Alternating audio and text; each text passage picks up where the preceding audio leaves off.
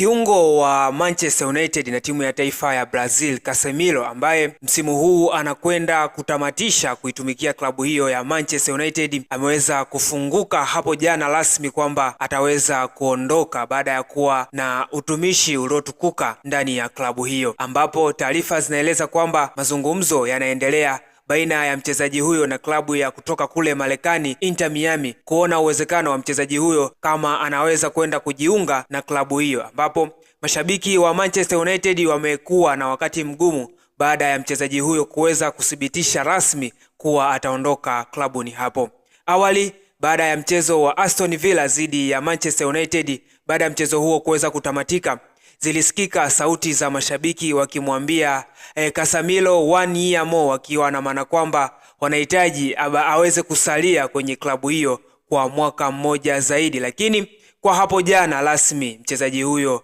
Casemiro, ambaye alishapata mafanikio makubwa akiwa na kikosi cha Los Blancos Real Madrid, na hatimaye aliweza kujiunga na Manchester United kukamilisha karia yake ya soka, ambapo jana ameweza kuzungumza kuwa rasmi ataondoka klabuni hapo. Na wasiwasi umekuwa mkubwa kwa mashabiki wa Manchester United, kwa maana matumaini yalikuwa ni makubwa ya mchezaji huyo kuweza kusalia ndani ya klabu hiyo, kwa sababu wamekuwa na combination nzuri dhidi ya Bruno Fernandes. Ukiangalia mabao mengi ambayo Casemiro ameweza kuyafunga ndani ya kikosi cha Manchester United yamekuwa yakitengenezwa na Bruno Fernandes. Matumaini makubwa yalikuwa kwa mashabiki kwamba mchezaji huyo aweze kusalia ili kuona kwamba wanaweza wakafanya vizuri zaidi, kwa sababu Manchester United chini ya Michael Carrick tangia jiunge na kikosi hicho wamekuwa na mwendelezo mzuri kweli kweli. Kwa hiyo mashabiki walikuwa na matarajio ya kuendelea kusalia na Casemiro.